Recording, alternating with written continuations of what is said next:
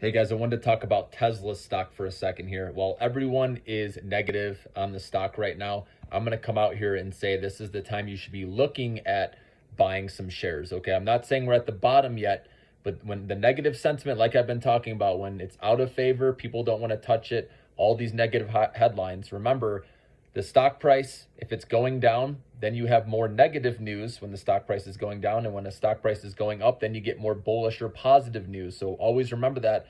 So the bears obviously are in control of the narrative right now, and the stock will keep falling in the short run. But this is an okay time, in my opinion, to start dollar cost averaging if you can see the big picture with the company. Because remember, they're not just an auto company. That's the debate, obviously, right now, when their growth is pretty much going to show nothing for next year or this year and a little bit of next year. I understand that people want to label this as a car company now, right? So that's why the stock's falling.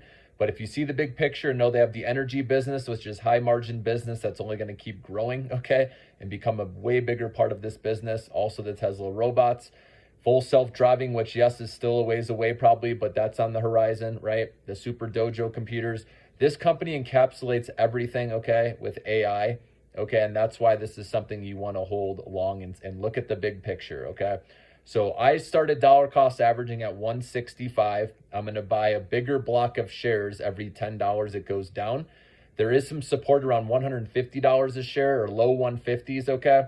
So that's another point I would add more shares, okay? And obviously there's another level of support way down. If it fills the gap completely, it looks like $130 a share, okay? That's the lowest I would think that Tesla would go unless there's some other horrible news that comes out, okay?